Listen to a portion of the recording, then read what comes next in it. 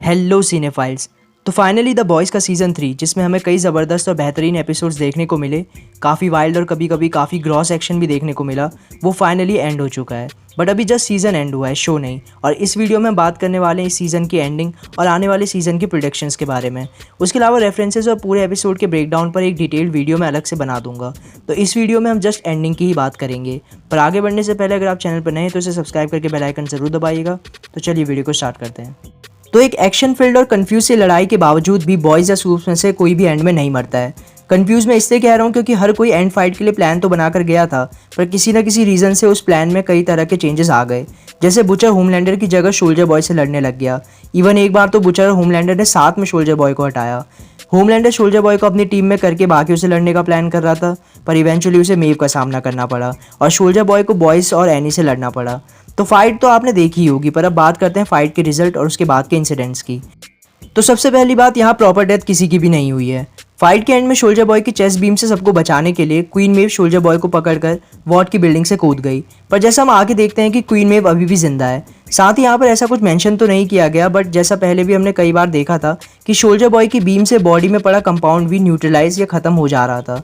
तो यहाँ क्वीन मेव भले ही मरी ना हो, पर उसकी पावर सब जा चुकी होंगी। और हाँ, उसकी एक आंख तो होमलैंडर ने फोड़ ही दी थी।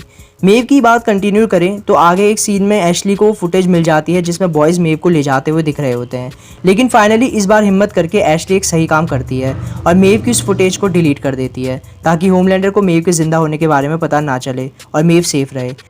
जिसके बाद हम देखते हैं कि मेव एनी को गुड बाय बोलकर एलिना के साथ कहीं दूर जाने का प्लान करती है जहां होमलैंडर उसे नहीं ढूंढ पाए। यहाँ आपको रिमाइंड करा देता हूँ कि एलिना मेव की गर्लफ्रेंड है, जिसे लास्ट हमने सीजन 2 के एपिसोड 7 में देखा था। तो मेव का किस्सा तो यहाँ खत्म हो जाता है और मुझे पर्सनली ऐसा लगता है कि आगे की सीजन्स में शायद हमें मेव को दिखाया ना जाए, या दिखाया जाए भी तो बहुत ज़्यादा नहीं। बट ये मेरा मानना है, बाकी देखते हैं कि राइटर्स क्या सोचते हैं। खैर, मेव के बाद बात करें सोल्जर बॉय की, तो कूदने से पहले बॉयज़ ने उसे नोविचॉक का ठीक ठाक डोज दे दिया था और उसके बाद अपनी पावर बीम को यूज़ करने और इतने ऊपर से गिरने की वजह से वो कुछ टाइम और बेहोश ही रहता है, जिसके बाद शायद मेव की तरह ही उसकी बॉडी भी बॉयज़ को मिल गई होगी और इसके बाद उन्होंने नोविचॉक के और डोज देते हुए सोल्जर बॉय को मैलेरी को सौंप दिया होगा, क्योंकि आगे की सीन में हम देखते हैं कि मैलेरी सोल्जर बॉय की बॉडी को किसी चैम्बर में रखवा रही होती है। तो अनलेस उसे फाइनली सोल्जर बॉय को मारने का कोई प्रॉपर प्लान मिलता है, हम यही मानकर चलेंगे कि सोल्जर बॉय अभी भी जिंदा है, बस दूर किसी चैम्बर में बंद पड़ा हुआ है। और इसका मतलब ये भी है कि आने वाले सीजन में हमें सोल्जर बॉय दोबारा भी देखने को मिल सकता है। आपको क्या लगता है, क्या सोल्जर बॉय हमें नेक्स्ट सीजन में दिखेगा या फिर यही उसका एंड था? कमेंट्स में अपना ओपिनियन जरूर बताइएगा। आगे बात करें तो फाइट के एंड में बुचर रायन को प्रोटेक्ट कर रहा होता है, पर रायन इस बार होमलैंडर को चूज कर लेता है, जो कि सीजन 2 के एंड का बिल्कुल अपोजिट था, क्योंकि वहाँ एंड में होमलैंडर की जगह बुचर को रायन चूज करता है। खैर, रायन और होमलैंडर वहाँ से चले जाते हैं, पर अभी हम अपनी डिस्कशन बुचर पर ही कंटिन्यू रखते हैं। ऑब्वियसली रायन की होमलैंडर को चूज़ करने पर बुचर को ना सिर्फ बेका को दिए हुए वादे का दुख हुआ होगा, पर उसके अलावा फ्यूचर में रायन अब उसके और बॉयज़ के लिए एक थ्रेट भी बन सकता है। इस बात का भी खतरा उसे महसूस हुआ होगा। तो अगर आप हमारी कॉमिक सीरीज़ को फॉलो कर रहे हैं तो आपको रियलाइज़ होगा कि शो का बुचर काफ़ी ज़्यादा रीजनेबल और बेहतर दिखाया गया है इन कंपैरिजन टू कॉमिक्स, क्योंकि मैं इमेजिन कर सकता हूँ अगर कॉमिक्स का बुचर यहाँ मौजूद होता तो होमलैंडर को मारने के लिए वो रायन का सेक्रीफाइस देने से भी पीछे नहीं हटता। खैर, टेम्परेरी कंपाउंड वी का डोज फिर से लेने की वजह से बुचर इस फाइट के बाद बेहोश हो जाता है और जब वो हॉस्पिटल में उठता है तो उसे और हमें पता चलता है कि बुचर के पास अब जीने के लिए लगभग 1 साल ही बाकी है, और उसमें भी अगर उसने फिर से वो डोज लिया तो हो सकता है कि उसका टाइम और कम हो जाए। वैसे हो सकता है कि नेक्स्ट सीजन में बुचर कंपाउंड वी का परमानेंट डोज ही ले ले और उससे उसकी ये प्रॉब्लम खत्म हो जाए, बट अगर राइटर्स 1 साल के बाद बुचर को मार भी देते हैं तो मुझे इसमें भी ज़्यादा कोई हैरानी नहीं होगी, क्योंकि जिस तरह से स्टोरी अभी चल रही है हो सकता है कि नेक्स्ट सीजन ही बॉयज़ का आखिरी सीजन हो जिसके एंड में बुचर मर ही जाए। खैर, बॉयज़ के बाकी मेंबर और एनी की बात करें तो हम देखते हैं कि अब एनी भी बॉयज़ टीम को ज्वाइन कर लेती है, जिस पर अनडाउटेडली किसी को भी एतराज़ नहीं होता। यही वो सब ये भी देखते हैं कि अब विक्टोरिया न्यूमैन वाइस प्रेसिडेंट के इलेक्शंस के लिए लड़ने वाली है, जिस पर बुचर कहता है कि वो ऐसा नहीं होने देंगे। तो नेक्स्ट सीजन का बेसिक प्लॉट तो हमें यहाँ क्लियर कर दिया गया है कि विक्टोरिया न्यूमैन यहाँ इलेक्शन जीत जाएगी और हमें कॉमिक की तरह ही अपनी विक द वीप मिल जाएगी और विक और होमलैंडर को रोकने की कोशिश बॉयज़ टीम करेगी। तो कॉमिक्स में भी न्यूमैन का कैरेक्टर अमेरिका का वाइस प्रेसिडेंट बन जाता है और सब कुछ वॉट के इशारों पर करता है, और ऐसा ही कुछ हमें अब शो में भी देखने को मिल रहा है। बस फ़र्क ये रहेगा कि कॉमिक्स की तरह ही शो की न्यूमैन इडियट नहीं है और किसी के इशारों पर नाचने की जगह वो खुद वॉट और होमलैंडर के लिए काम करेगी, और हो सकता है ज़रूरत पड़ने पर उन्हें धोखा भी दे दे। तो देखते हैं कि बॉयज़ विक को कैसे टैकल करते हैं। और फाइनली बात करें रायन और होमलैंडर की, तो जैसा हमने फर्स्ट 3 एपिसोड्स के ब्रेकडाउन वाली वीडियो में भी बात करी थी कि कहीं ऐसा ना हो जाए कि रायन भी होमलैंडर की टीम में ही चला जाए।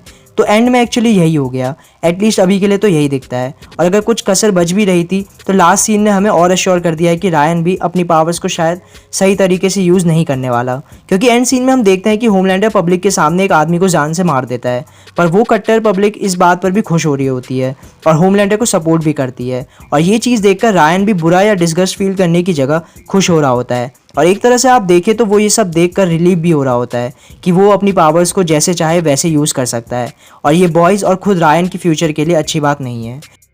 पर हाँ, ये चीज़ ज़रूर है कि अगर रेबिका के वर्ड्स की कुछ वैल्यू थी और हमें बुचर और रायन की अभी तक दिखाई गई स्टोरी के हिसाब से एक प्रॉपर कैरेक्टर आर्क दिखाई जाती है, तो चांसेस है कि रायन एंड में एक अच्छा इंसान बनेगा। एटलीस्ट मैं तो यही होप कर रहा हूँ। पर हाँ, मैं ये भी कहना चाहूँगा कि लास्ट सीन देखकर मुझे दो चीज़ें फील हुई। पहला कि सोल्जर बॉय शायद रायन को मारकर ठीक ही कर रहा था, और दूसरा एमएम ने टॉड को पंच मारकर ठीक ही किया था। आई विश एमएम इसे एक से ज़्यादा पंच मारता।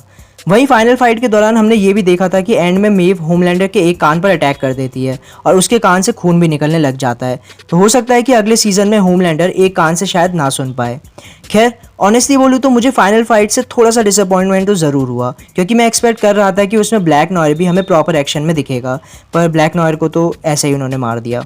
खैर, पर ओवरऑल ये भी एक बढ़िया एपिसोड था। तो ये था मेरी तरफ से द बॉयज सीजन 3 के एंडिंग एक्सप्लेनेशन का वीडियो। अगर आपको ऐसा फील हुआ हो कि इसमें कोई डिटेल मिस थी या आप अपना कोई और ओपिनियन बताना चाहें तो उसे कमेंट ज़रूर करना। साथ ही वीडियो पसंद आए तो इसे लाइक करके अपने दोस्तों के साथ शेयर भी करना। So thank you for watching cinephiles. मिलते हैं नेक्स्ट वीडियो में।